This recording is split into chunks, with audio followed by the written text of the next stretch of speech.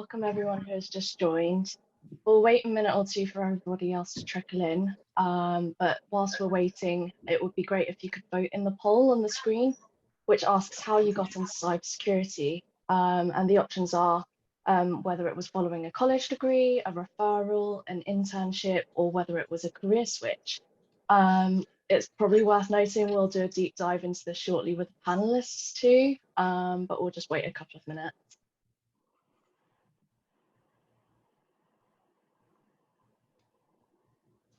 Oh, that's not fair. We can't vote. I've got it popped up on mine actually, but we can't vote. Yeah. I think they're gonna all find out about us later. Yeah. You guys have got your time to shine soon. Spoil the surprise.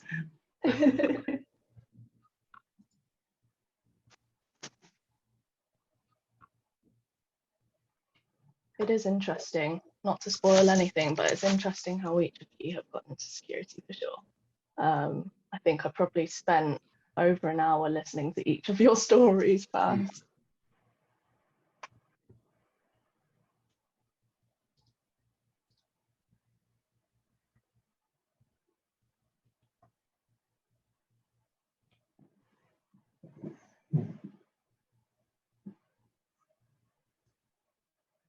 It's interesting seeing everyone's come in.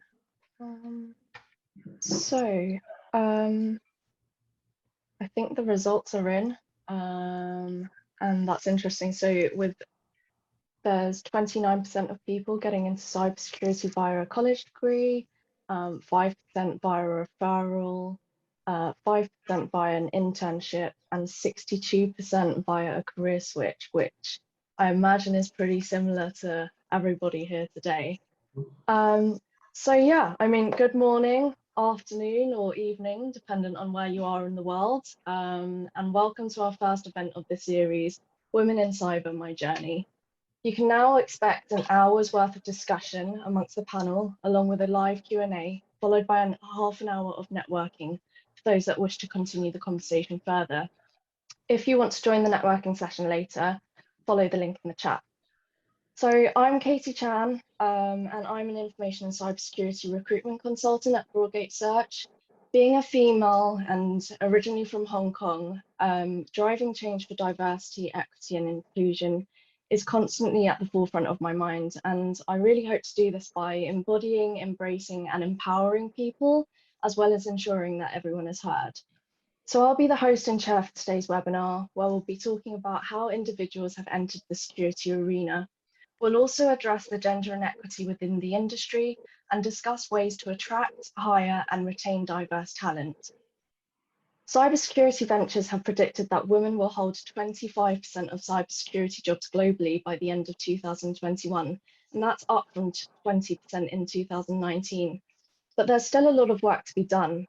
It's also worth noting that in 2015, Boston Consulting Group reported that investment in DEI generates as much as 19% higher innovation revenues. Today, we want to make the discussion as engaging as possible. So if you have any questions throughout the webinar, feel free to pop them in the chat box and we'll get through these as many as possible. Lastly, before we kick things off, please note that this is being recorded and will be uploaded to our YouTube channel, where you can also access our previous webinars. It's also being live streamed on our LinkedIn Broadgate Search page. Great, so now on to introducing our incredible panel who are literally dotted across Inman, London, Long Beach, and New York. We'd love to know more about our audience, so please do comment in the chat where you're located. Now to the panel, please introduce yourself, your role, experience, and a hobby or security related interest. For those with a keen eye, you may have spotted hints about each person's hobbies in my LinkedIn posts. Let's start with Lesley. Oh, I get to go first. All right. Sure. I am currently the Vice President of Compliance at Prove, which is a lovely company that performs identity verification and authentication services to help, support fraud prevention. Just to say today, everything I share, my own views, not the views of Prove, but still, happy to be here. hobbies. All right. Well, I don't really have a security related hobby. I'm actually more on the compliance side. So I don't, go ethical hacking in my spare time or anything, but I do love films. I love the beach. I love murder mystery parties, wine tasting, brunch, and karaoke.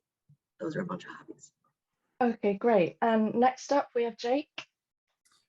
Hi, I'm Jake Satcher. I'm a cybersecurity engineer for Elevate Credit based out of Fort Worth, Texas. I reside in the thriving metropolis of Inman, South Carolina. No one knows where that is. I barely do, and I live here. My security related interests are ethical hacking. I love to do CTFs and expand my knowledge base there. Outside of work and family and just security in general, I play recreational ice hockey. Just to kind of echo what Lesley said, any opinions expressed here on this panel today are my own, do not reflect my employer or any organization I represent, past, present, or future. And moving on to Malia. Hey everybody, my name is Malia. I am currently Manager of Governance for Strategy at RSM. We're a major consulting firm. I am located in the giant metropolis of Los Angeles. So it's very early for us.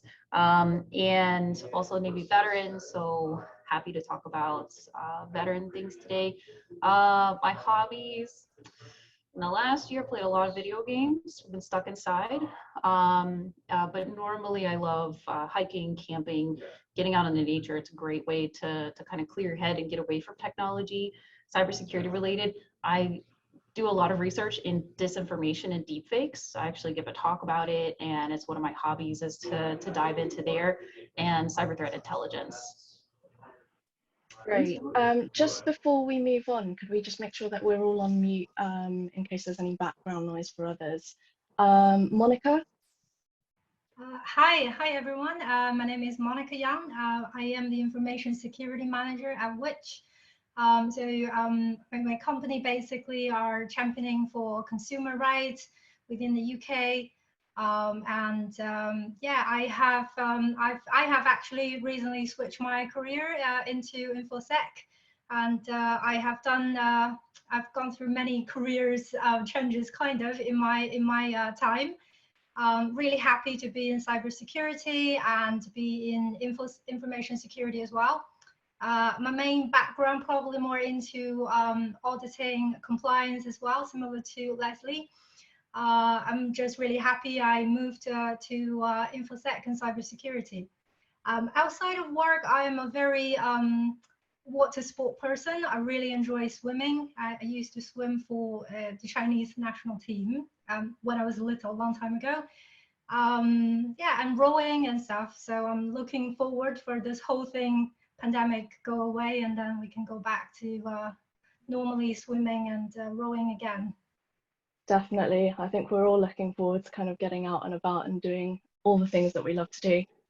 Last but not least, Shawn. I'm Shawn Kammerdiener. I'm currently a cybersecurity architect for Paychex. I have been in IT for almost 30 years, and most of it was not in cybersecurity. I switched over about 3 years ago. And like everyone else, I do. This is my opinions and my viewpoints on having been in the industry for so long. They do not reflect Paychex or any of my other employers. This is my personal observations from having a long time in that business. For hobbies, I have done white hat hacking, and I'm very interested in ethical hacking and helping things like bug crowd and some of those kind of things with people finding stuff. If I'm not glued to my computer, you'll find me at our lake house in the Finger Lakes or roaming around the Finger Lakes looking for one of the new 8 million wineries that have been built there in the last 2 years. And I like hiking and exploring with family and friends all over. So. Amazing. I guess following on from the first poll, it would be great to kind of hear from each of you as well, what that kind of looks like for yourself. So Jake, how did you get into cybersecurity?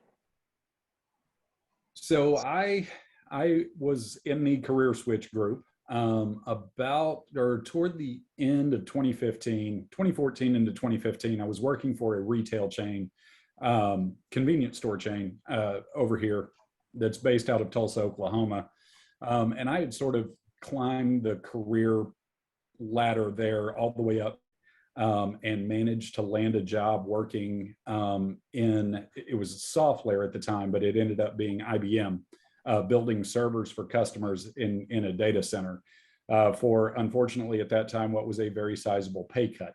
And I just sort of parlayed that into advancing, through on-the-job training, basically advancing through. I did IT audit, lightweight pen testing, social engineering testing. I've been a SOC analyst and moved to where I am now with Elevate. In an engineering role where I specialize in vulnerability management and AppSec vulnerability management. Great, thank you for that. And what about you, Lesley? Definitely had a windy career, to say the least. I live in New York now, and I started my career in New York, but actually went to film school. So I, studied film, writing, wanted to produce, learn the business of producing, always loved the idea of lawyers. I've always loved legal thrillers. In fact, a fun fact is in 4th grade, my birthday party was a screenplay that I wrote, invited all my friends over and made them act it out. And I'm sure they loved that, but it was like one of the best days of my life as a kid. So I've always sort of had a passion for the law and for film. So I was, in film school in New York, graduated, realized very quickly I couldn't afford to live here with a film degree, at least not without, sleeping, couch surfing, and all the things you have to do to stay here. So I decided why not go to law school? Maybe I could produce eventually, be an entertainment lawyer, and make my own film one day. And that's still a plan that's in progress. But ultimately, law school, things changed for me. I learned a lot about telecommunications law, and I joined a journal on that. And for lack of a better word, my passions sort of shifted a bit, and things that I never thought about before, like regulatory issues and the law and the way things impact people. All of those things kind of changed that. And networking is a thing, and the people I got to know were in a different space than entertainment. So I ended up working in a couple different jobs back to back around telecom and things like that. Eventually I ended up taking a more of a legal research type role, which was very different than I had done in the past, to sort of get my foot in the door at a larger company. And during that time, it experienced a security event that required them to stand up, quite a comprehensive cybersecurity department. I, saw a job posting. It was governance related, like policies and procedures, on the program, and putting into place all the different functions that many of the people on this panel work in and around. And I had no idea what I was doing. And I said, I'm going to try it anyway, because cybersecurity was becoming, a hot industry to be part of. So this is back in, I guess, 2012, 2013. So I took the leap. They gave me the job for some reason or another, and I ran with it. I ended up, inheriting over 400 pages of policies that were sort of drafted in a certain way, and I rewrote them. I learned every domain from testing and security and monitoring and all of that, to vendor risk management generally, pen testing, all the things. So from that point, it was 7 people. By the time I left that company, there were 93 people.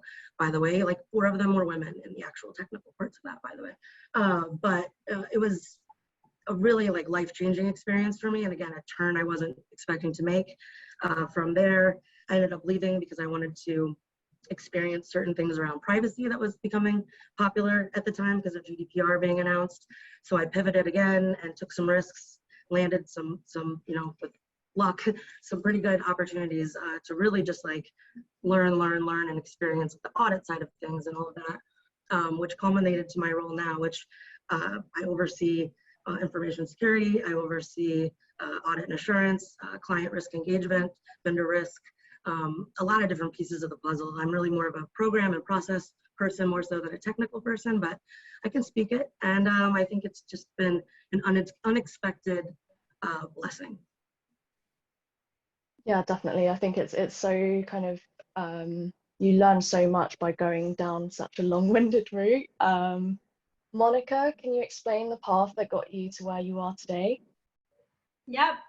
So I started my career actually as an environmental engineer, and I've gone through various changes, gone through master degree, studied in the UK, and started working in safety. So, and then somehow throughout the career with my previous employer, I got into quality. So I think as any point of my life, I always trying to protect something, either to protect people or protect environment or protect the products we're producing, the processes in place. So yeah, I think naturally during that process, I kind of climbed up the ladder and start to look after the entire team, like quality team, and become the head of the quality in there. And then that naturally brought me lots of different management systems. So one of my main roles is actually creating some solutions with our team, working with our technology team, and trying to basically simplify all the management system and trying to make it into one that's easy for people to use. And throughout that process, I get lots of exposure with our IT team, with our information security team in my previous jobs. And that's where I kind of developed my passion and found my passion into information security, because probably naturally I really enjoy writing processes, policies. I have this eye of trying to find out how I can improve them, make them more efficient. I like to engage with people as well, trying to figure out the best way of working.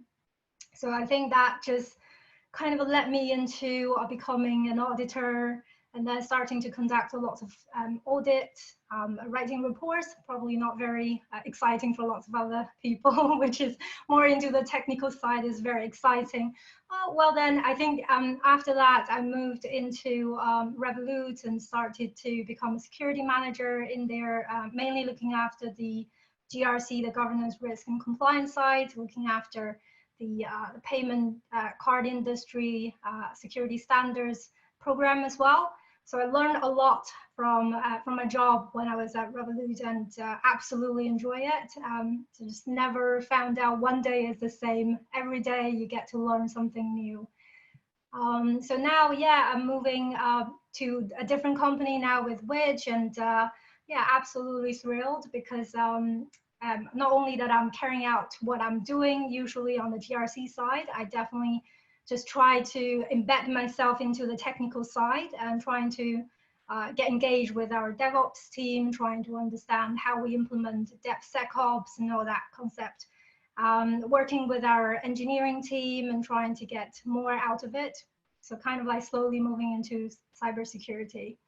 Yeah, and I guess that's definitely something I'm really happy that I moved my career and I moved into something I'm really passionate about. Thank you, Monica. And Shawn, how did you step into security? I came by a little different route than the others. I started out in IT, so I've been in IT for a long time. So I've done development, I've done operations, I've done almost every facet of traditional IT that you can name. My last 10 years with Paychex, I was an architect when I was hired in, so I've done a lot of architecture work. And naturally in architecture, we had a lot of interaction with risk and governance and security as we were building stuff. My primary exposure to most of it was AppSec. Probably 5 to 6 years ago, you started to see Google and a lot of the major players like Google started evolving Chrome to do things like cores and content security policy and traffic shaping and a bunch of defensive mechanisms that were for software as a service online. And we had been evolving our platform as well to software as a service online. So, you know, I naturally kind of gravitated towards that. It's been a very interesting ride. I've been very happy to have moved into that and learned a lot. I'm on the opposite side in AppSec than Monica, so I'm not as good with, you know, a lot of the formal risk and governance, but I do pretty well at AppSec, and programming threat, having been in the development cycle for so long. Yeah, thank you, Shawn. I mean, that leads us quite nicely onto your personal experience, Malia.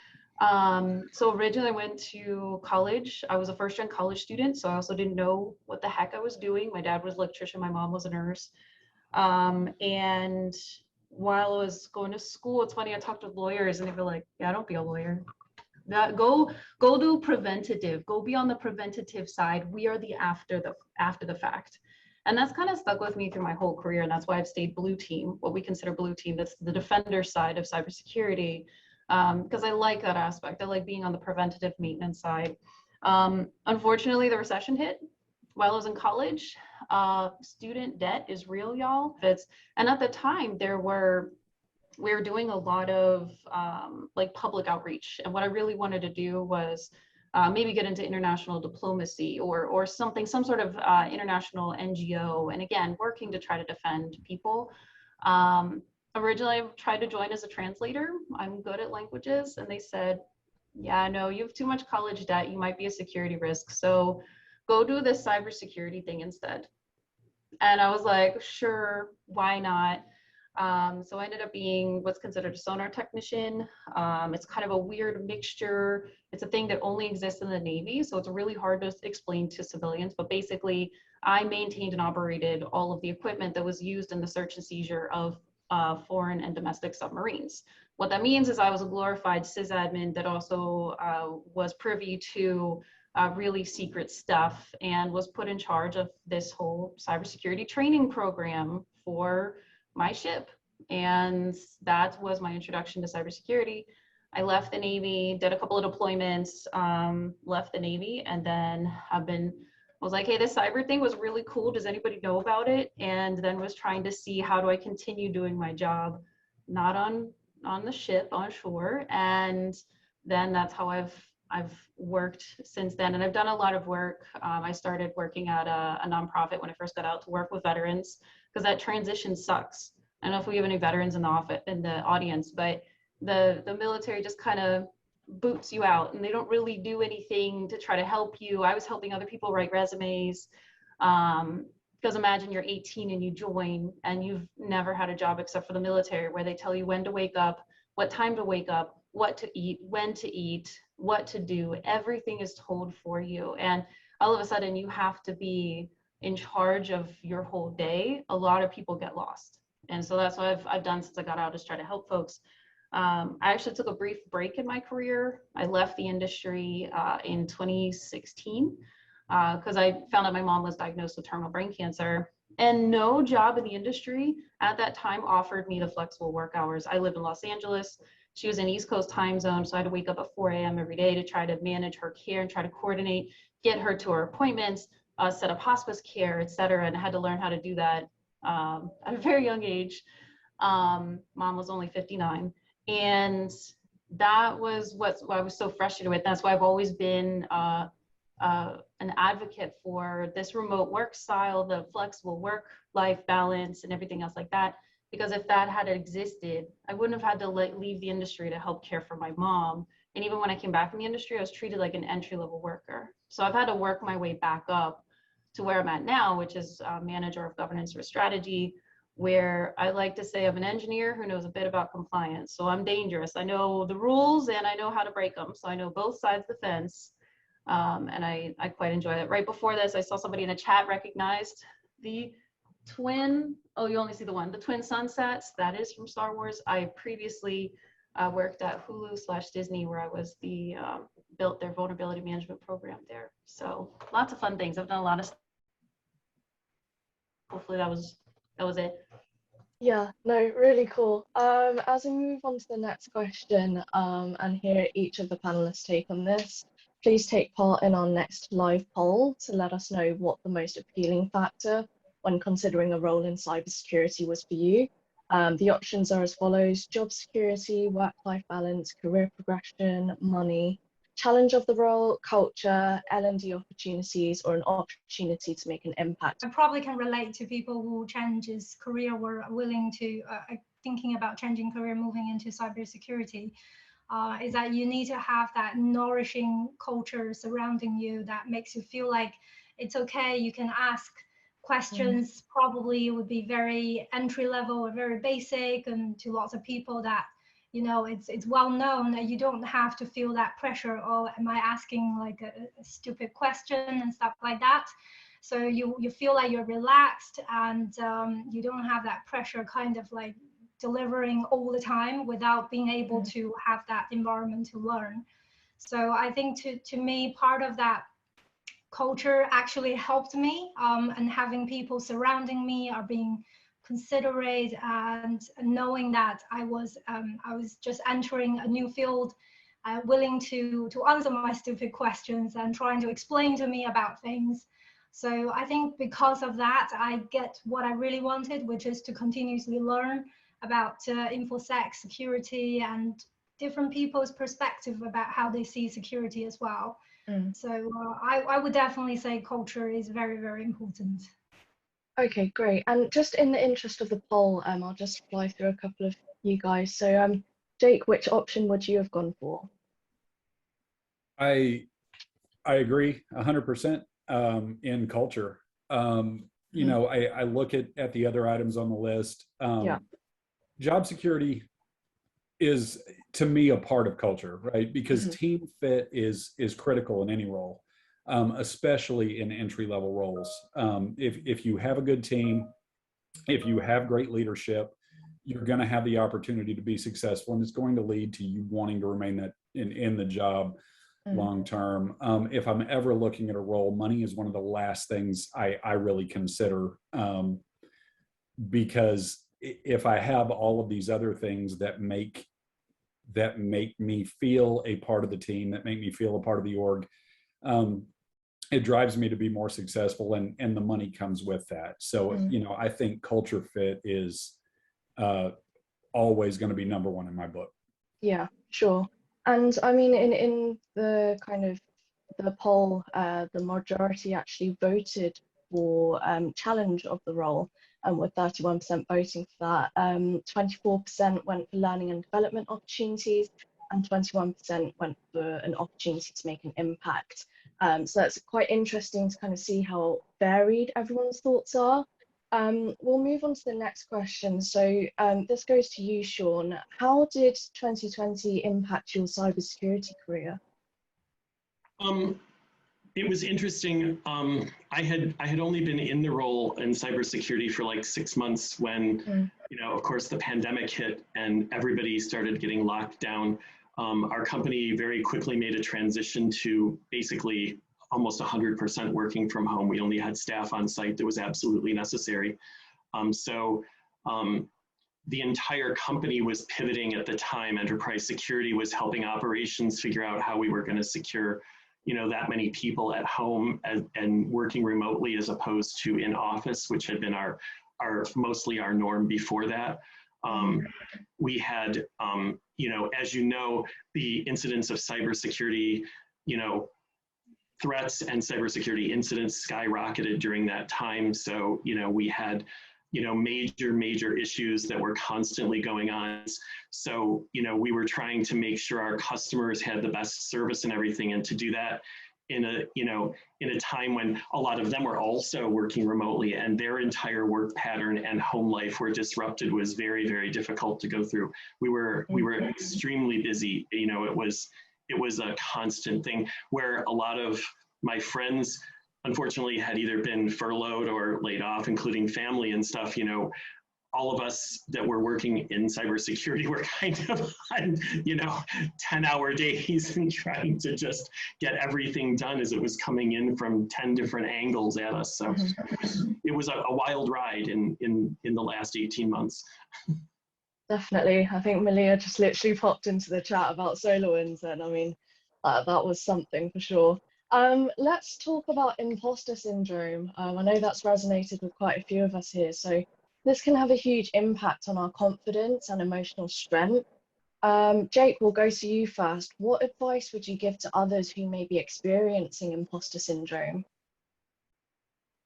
I would say the number one thing about imposter syndrome, because I've certainly battled this throughout my career, you never think you know enough. You never think you have the skills to do the thing, whatever the thing may be, whether it's implement a new system, build a new program, or even challenge yourself to further your career. You know, especially in the role where I'm in right now. When I started with Elevate, it was an analyst role, and based on the job description, I felt like I wasn't qualified, but I applied anyway. And fortunately for me, you know, the team hired me and not my resume. And also, you're not the only one that is experiencing imposter syndrome. Everyone around you is battling it to some degree. Like I even found out in the pre-chat to this call, you know, based on the credentials of some of these fantastic panelists, I would have never guessed that some of them were experiencing the same challenges, but it's a normal part of being in this industry. And the best way to combat it is just to keep going. Definitely. Monica, what tips do you have? So I make sure I prepare very well, speak to people, and then getting their advices. Sometimes just somebody else, you know, maybe has got lots of work experience in cybersecurity, or someone you really respect, that give you that boost of confidence by saying, you know what, you can do this, don't worry about it, you're absolutely fine. So I'm quite lucky. My husband is like that, and he always supports me, tells me that you actually can do more than what you actually think for yourself. So and sometimes when I do achieve that, and I would be like going back to him saying, well, you're right, actually, I think I can do it, and I did it. So I think definitely try to find anyone, your friends, from your your partners, or from anyone you respect, that they definitely will help you. Yeah, for sure. And Shawn, what about you? Yeah, you would think that I wouldn't have that, but it was actually profound moving from traditional IT into cybersecurity. You know, I had a little bit of exposure to it, but not a lot. And then moving into, you know, enterprise security with a whole group of other people, it was a little bit daunting, because I realized, much like a senior that then goes to college, I had freshman syndrome, right? I was now a little fish in a big pond again, right? And so that's part of the imposter syndrome. The easiest way I can tell people to like get over that is to, you know, find the smartest people, learn from them, ask lots of questions, you know, be candid about the fact that you don't know things, because then people will want to, you know, educate you and help you, you know, lift you up, and make you better and give you the information you need, and, you know, just persist at it, right? You know, even if you fail at something, don't sweat it. Failures are learning, right? Edison knew 1,000 ways not to make a light bulb before he made the right one. So there's an educational aspect to it, and even if we don't believe that we're getting better, we're at least educating and learning at that time. Definitely. And I think everyone's kind of said, like, in terms of asking questions, I think Monica said earlier about asking stupid questions, and honestly, I don't think there is such thing as a stupid question. Like, if you don't know, you don't know, and you're only going to figure it out when you do ask the question, and someone kind of helps you in that regard. According to ISC Squared in 2019, this is pretty interesting. So women represented 24% of the overall workforce in cybersecurity. This question is to you, Malia. How can we advance equality for women and underrepresented groups in security? So I actually want to see the most recent numbers, because we also saw that I believe it was 2 million women left the workforce last year. So I want to see post-2020 results, because as we saw that even with my case, where if you are a caretaker, it usually falls to the woman, and we usually don't have a lot of options. So I want to see a more flexible work environment. Do you need to work 9 to 5? Maybe not. Maybe you can work a more flexible time to get stuff done during the day, take your kids to school, you know, make those important phone calls, do whatever needs to be done. I want to see that. And if we have a more flexible work environment, if we actually have a work-life balance, because a lot of times burnout in this industry is real. If we establish boundaries and if we have that, then we'll see more people staying in the industry. I'm going to get ahead of myself because we're going to talk about this, but that's the other thing is we have a lot of efforts to get people in the door. But what happens when, and I'm sure most of us can attest to this, what happens when you get there and you're the only, you're the, you're just a diversity hire. Oh, you know, you're the token. How many times have I heard that in my career? Literally every job. So how do we change that mindset, and how do we support folks once they get in the job? Because if they don't feel welcome, if they don't feel like they belong, and if they don't feel like they have a place there, they're going to start to second guess themselves, and they're going to start to think like, do I really want to be in this industry? Is this right for me? I have a lot of mentees who reach out to me, and you know, I've talked to many folks and tried to talk them into not leaving the industry. So I think that it's kind of twofold there. And unless we have some internal changes with companies, we're going to continue to see that this number hasn't moved in about a decade. I mean, I'm certainly itching to kind of find out what the new results are going to be. And I definitely agree with you. There are so many hurdles we've yet to overcome to kind of support females in the workplace and also in cybersecurity more specifically. Lesley, I mean, we were talking earlier, and I mean, what's the importance of mentorship and role models within cybersecurity for you? Yeah, no, I think, you know, for me, I think my entire career has, I would say, been working, or at least with the risks I took, they somewhat generally paid off due to relationship management, relationships in general. Yes, they say it's who you know, but I also strongly believe it's how you know them and the investment you put in and that they put in back with you. And mentors specifically are super important, especially talking about imposter syndrome, just to kind of go back to that topic. But I had a mentor personally at the company I was at when we, you know, over 4 years went from seven cybersecurity to 93-ish cybersecurity professionals. And I had an experienced female mentor who walked in the door about halfway through that and sort of changed my life. I mean, I picked a job that I was interested in but knew nothing about, and did the best I could and was learning it. And she, you know, as we hired more experienced people who had different experiences than me, more experience, of course I felt a little bit out of place, and that, you know what, I know I can work hard, I know I can do this, but I don't have the resume, right? So I think her being there at that time and looking me in the eye and being like, girl, you can do whatever you want. You are smart, you are bright, you work hard, you're ethical, you're all the things that this role needs. So do it. Jake, what would you say is the kind of significance of mentorship and role models for you? Because I know you mentioned culture was pretty important for you earlier. I can definitively say that I would not be where I am in my career without strong mentors and role models. And I'll give you three, because I personally will not work on a team that lacks in diversity, right? It's the highest, the team I have where I am now is the highest functioning security team I've ever been privileged to be a part of. From our CSO, Jessica Nemmers, to my, I don't even know how to describe her. Jamie Wellborn is our senior security engineer, and she carries me. Her back hurts on a daily basis. I wouldn't be where I am, you know, without those two critical members of our team, and they have just mentored me so much, you know, throughout the last couple of years in my career to help me grow and develop. You know, if you have the opportunity, I heard something that if you're 3 years into security, you need to be mentoring somebody, because with so many changes in our landscape right now, you're a senior person at about 3 years.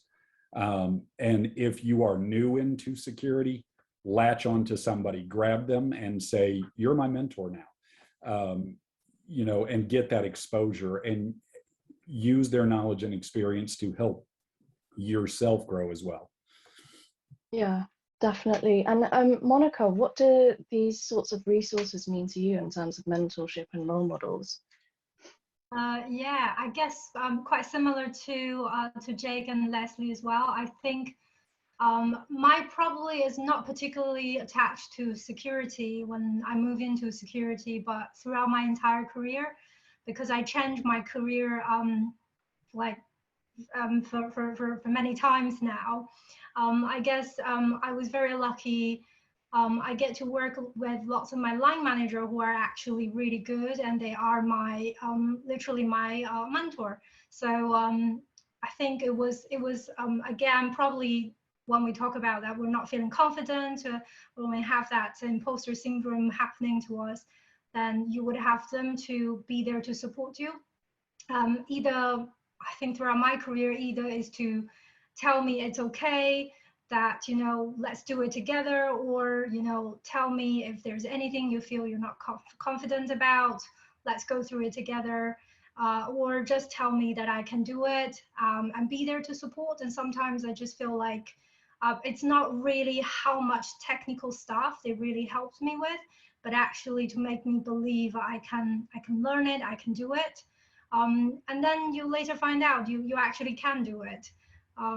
It's more about that boost of your confidence, and just don't have that self-doubt. So yeah, it definitely worked for me very well. Yeah, thank you for that outlook, Monica. So this last poll is geared around ways in which we can attract more women in cybersecurity, where the options are education, flexibility, equal pay, or empowerment of women. Again, please share which options you think is the most effective. Interesting point, Jake, this actually ties in with your point earlier. Glassdoor recently kind of released a diversity hiring survey, and they discovered that 32% of individuals would not apply to a company where there's a lack of diversity amongst its workforce. Shawn, let's go to you. How do you think we can attract a more diverse workforce? I think there's a lot of ways that we can alter the current problem with having women in IT and specifically in cybersecurity. I think one is that you very, very carefully craft your DE&I culture, right? And you make sure that it is systemic, especially into recruiting, right? Because that sometimes is lacking, right? I have seen a lot less in online, you know, job openings and stuff that they're very, you know, positive about a DE and AI culture.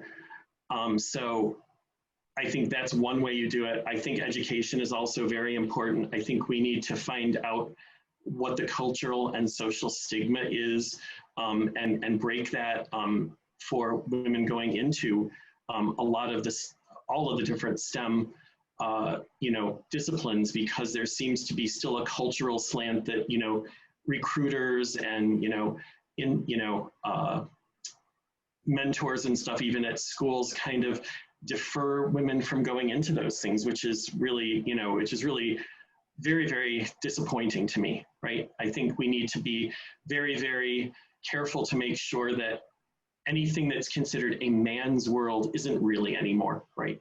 And we need to make sure that women are promoted into those, into that educational system and into everywhere, so that we can have a better representation, right?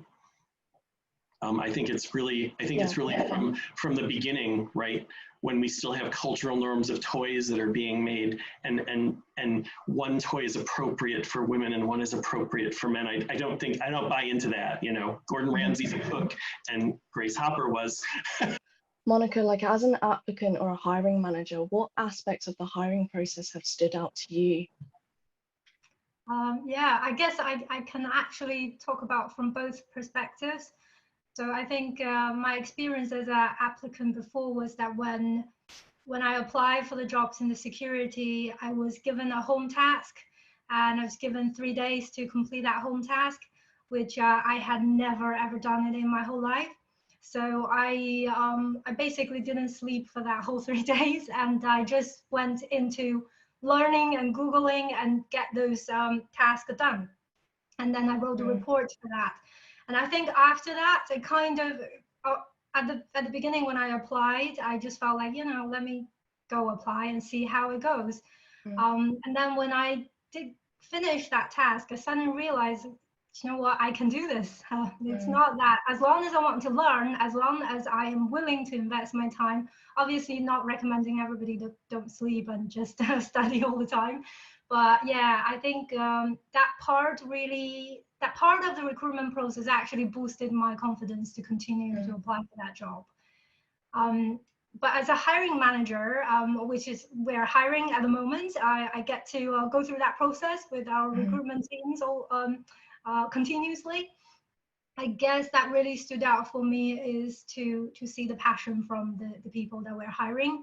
You get to hear lots of people has got lots of good experience and knowledge, but you don't sense that kind of a passion because some of the candidates probably felt like, well, I've learned enough, I've got enough experience that I can just sit here comfortably and just be like, you know, the expert in the field. Where you don't sense that kind of a passion, but from some of the young folks or some of the people who want to switch their career, you really see them, how keen they want to learn, how keen they want to get into this industry, get into this field. Yeah. And that's the part that really stands out to me, and I absolutely enjoy it, I have to say. Moving back towards the poll results, so there was a little bit of delay getting them back in, but the driving force that was voted for was actually with female empowerment. 47% voted for that, and that's just incredible. And that everyone's kind of come together and thinks that is the most kind of effective way. And then followed by that was flexible working with 30% going into that, and education was at 12% and equal pay at 12% as well. So we've talked about attracting diverse talent in the security space. Let's move on to kind of how we're able to kind of, and we've also covered hiring diverse talent. So let's move on to retaining diverse talent in the security space. Malia, how would you kind of think about going about that? Yeah, so like I said, I touched on it earlier. You have to support the underrepresented folks when they get into the actual industry and when they get into the workplace. Redefine what does acceptable work attire look like. As we've even seen with the Olympics that just happened, there were Black women who weren't able to use their swim caps because it was considered not standard, because their hair was not standard. I'm gonna swear, that's bullshit. I'm sorry, I had to swear. But that's the thing, is we need to address that. We need to address what are the standards, who created these standards, and recreate that and look at that. And I'm gonna shift into the next one too, but get more women in leadership. Still, there are 12% of CISOs are women.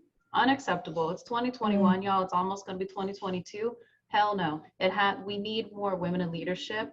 We need more diverse people at the top, because we have a lot of stuff at the bottom, but who makes all the decisions? Who's the one that really influences changes? Is the folks at the top. And I love that Jake said, where he said he doesn't apply to places that aren't diverse. And that's what I tell my mentees. I'm like, okay, when you do your OSINT on your company, look at the board. Do they all look the same? Are they all the same gender?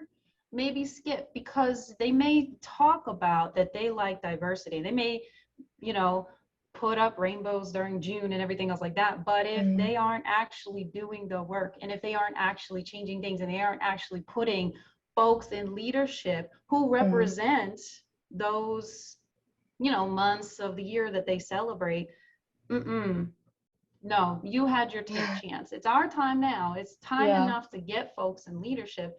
And this is ridiculous. This year was the first year that I hit the glass ceiling. Y'all, you got to network. You got to network. A lot of the roles in this industry are referrals. How did I get the Dizzy role? My buddy messaged me on LinkedIn. That wasn't advertised. So you got to get out there. You got to refer. And that's what I tell my underrepresented folks too, is you have to occupy these spaces. You have to get with these folks. That's why it's so important that we have Jake and Shawn here. We need our allies. We need those advocates. They need to be speaking for us in these spaces. So there's my soapbox. And I appreciate that. Please go, Lesley. No, I'm sure we all appreciated that. I just kind of wanted to add my 2 cents onto that, and I think everyone should kind of have that same energy as well that you have, Malia. If everyone had that, we'd be able to make so much change. Yeah, Lesley, go ahead. How do you think we could kind of increase women at the C-suite level within cybersecurity? Yeah, I mean, aside from my love of film and hoping to accept an Oscar one day, I actually have another goal of being C-suite, and I've definitely thought about this and the path and a lot of the blocks and the, oh, not you, not your time, or things like that, or I've had leadership experience, maybe not as much as Malia, but working on it and then trying to better myself to position myself there. But I think by and large, it's a culture shift. Like we need everyone on this panel is so wonderful, and if we can get everyone who's here watching this to go out and activate their support for women in cyber roles and outside of cyber roles and everywhere, I think the culture will change C-suite across the board. But I do think it's been a slow glacial change over the last 20 years since I think this really started becoming a thing, and we're still not there. So it's got to be something that's a culture change, in my opinion. And every individual counts, just like every vote counts, every person supporting women, supporting women, and being an ally counts towards that. Yeah, no, definitely. I mean, I was going to say that we'd move on to the questions that have been coming through from the chat box, but honestly, I think it would be best if we kind of leave those to the networking session. It's probably worth noting as well that anything that's left unanswered as well, feel free to kind of direct that towards me. I'm not sure if the panelists are comfortable with you too, but if they are, then maybe kind of connect with them too. As they said, networking is so important. I guess, first of all, I just want to say thank you so much for everyone for kind of sharing their morning, afternoon, or evening with us. Really want to say thank you to our speakers as well. You've all been so open with sharing your insights and your stories. And honestly, I really appreciate each and every one of you. I'm so grateful that you're all so passionate about talking about this, making a difference, and really just kind of empowering each other. I know we were all a little bit nervous before going live tonight, but honestly, we've been non-stop chatting for the past hour. To the audience, we will be uploading this to LinkedIn and YouTube shortly, as well as releasing a white paper imminently. So do keep your eyes peeled for it. If you're interested in finding out more about webinars and white papers, go to www.broadgatesearch.com. Also, if you'd like to join the community, you can feel free to sign up via Meetup. And lastly, just want to say thank you to the audience. You've been so interactive via the chats. I've just seen them popping through and trying to not let them distract me throughout. But I hope you'll join us now in our networking session, using the link in the chat to meet our panel and answer all the questions that we haven't been able to answer just yet. That's it from us. So see you all in a jiffy.